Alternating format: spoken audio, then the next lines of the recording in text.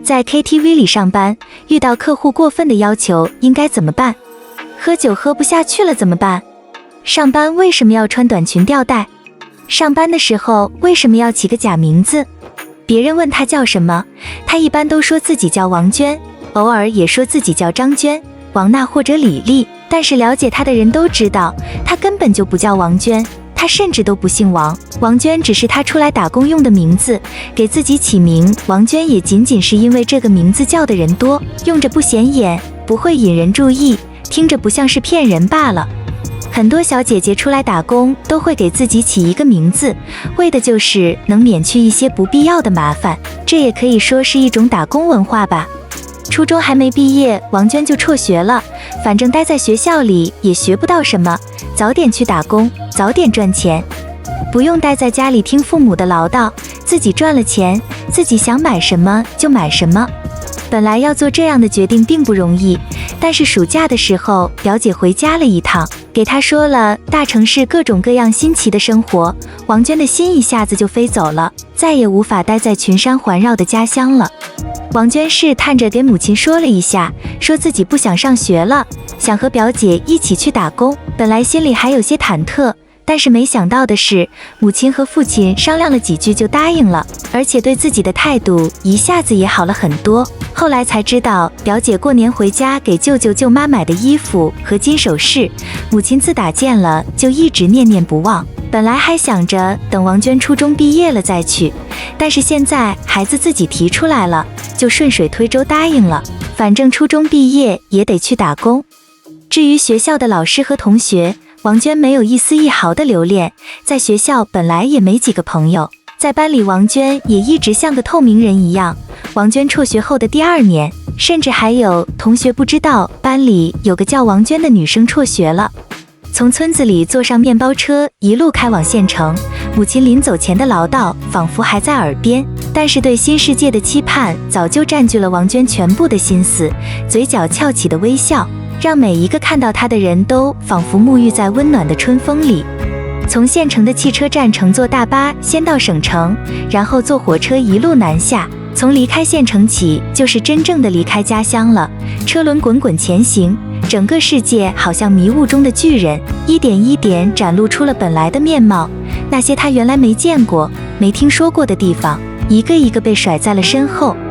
奔跑了1日1夜的火车终于到站了，王娟浑然感觉不到累，背着包拖着行李，紧紧地跟着表姐，在急匆匆的人流中穿行，走出火车站，然后换地铁公交，终于赶在晚饭之前到了表姐租住的房子。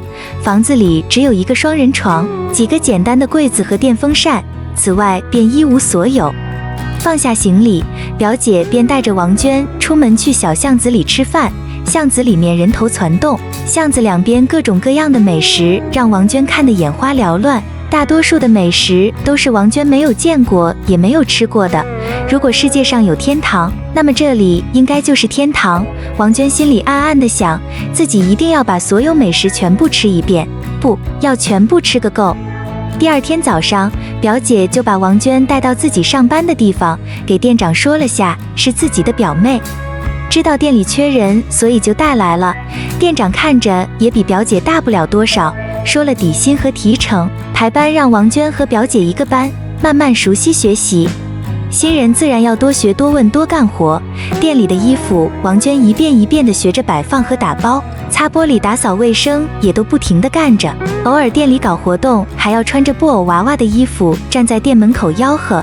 新鲜的日子忙碌又快乐，慢慢的店里的活王娟都熟悉了。这期间除了第1次刚来的时候父母打电话问了平安，后来每一次母亲打来电话都是问工资多少，叮嘱王娟要多攒钱，然后不停地唠叨家里买化肥要钱，人情分子要钱什么的。正式转正以后，王娟开心了没几天，就发现做销售没有想象的那么简单。王娟每天心里都在不停地想着，今天卖了几件，提成能提多少？有时也会问表姐和店里其他老员工，怎么才能把顾客留住，怎么才能开单？有时候有的顾客简单问几句就开单了。遇到这种好事情，王娟一整天都是开心的，晚上做梦都带着微笑。但是大多数情况下，很多顾客试了又试，看了又看，就是不买。几个月干下来，销售提成还没有底薪拿得多。听店长说，公司准备要取消底薪了，只给提成。不过提成要比以前给的多。店里几个销冠都在开心地议论着，按照现在的销量，以后每月的收入至少能多大几千。但是大多数人和王娟一样，听说没有了底薪，心里一下就慌了。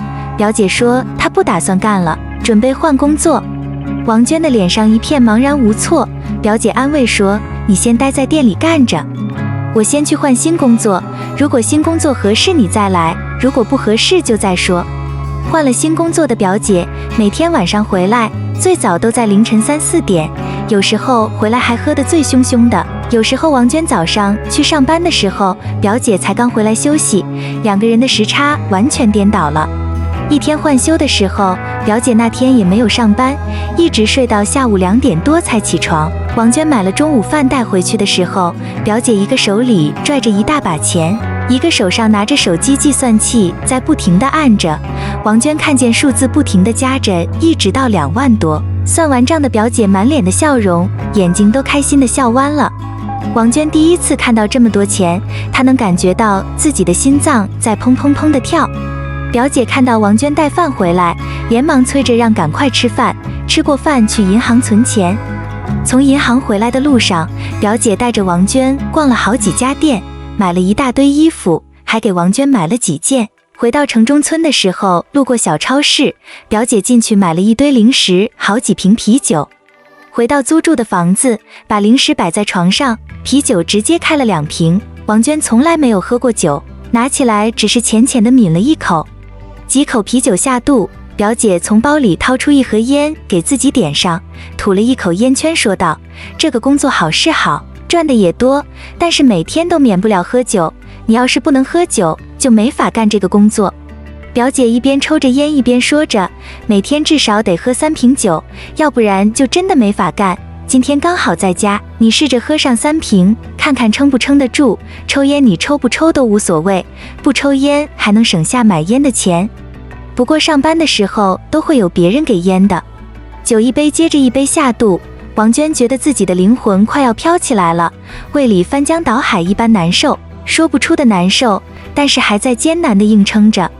无数次在心里想着不能再喝了，不能干这个工作，但是一瞬间又想起出来都快半年了，母亲都催了好几次要钱，但是自己真的一点钱都没攒下。王娟咬了咬牙，狠心一口气把最后1瓶酒全喝了下去，转身就去了卫生间，吐得天昏地暗。表姐熟练地拿了卫生纸，倒了漱口水，帮忙收拾了床铺，让王娟睡下休息。第二天醒来10点多了，表姐和王娟一起去店里办了离职，结清了工资。一路上，表姐给王娟说了新工作上班要注意些什么，要穿什么衣服，要说什么话，公司里面谁不能得罪。表姐一路说，王娟一路用心记着。下午2点多去了新公司，金碧辉煌的 KTV 里面音乐声鬼哭狼嚎一般，五颜六色的彩灯晃得人眼睛都要花了。一路到员工休息区找到经理，办了入职，换了新买的吊带短裙。经理再三强调要让表姐先带几天，但是时间也不能太长，要尽快适应工作，不管发生什么都不能得罪顾客，但是顾客如果发酒疯乱来，自己处理不了，要第一时间给保安和经理说。入职办理完之后，经理又带他们去找培训老师，老师先给王娟化了妆，化完妆后换了衣服。王娟发现自己漂亮极了，不由得照着镜子摆着各种姿势自拍起来。没多久，老师开始给王娟上课，叮嘱王娟说，客户让你喝酒，你就得喝，客户递烟，就算你不会抽，也不能放那儿，你得拿住。要是有客户特别过分，你也不能生气和客户吵起来，如果实在太过分了，你就从包间里出来。有些客户给你劝酒劝得太厉害，实在喝不下去的话，你也可以出来喊服务员，让服务员把你拉下去。时间一天天过去了，最多的时候，王娟一晚上陪了3波客户，喝酒喝到不省人事。客户对她动手动脚是常有的事儿，而且自己还不敢反抗，只能默默忍受。但是不管受了多少委屈，一个人悄悄躲在卫生间哭了多少次，毕竟都撑过去了。只要撑过去了，苦难就会变成甜蜜，就会变成红彤彤的钱，就会变成银行卡里的不断增加的数字。私下里，王娟总是喜欢和表姐一起畅想攒够钱的生活。表姐说她要开自己的店，或者开个超市，或者开个美容店，反正一定要当老板，当人上人。人总得有希望，有希望，有盼头，就有幸福的未来。眼下生活的苦涩也会变得不再那么难受。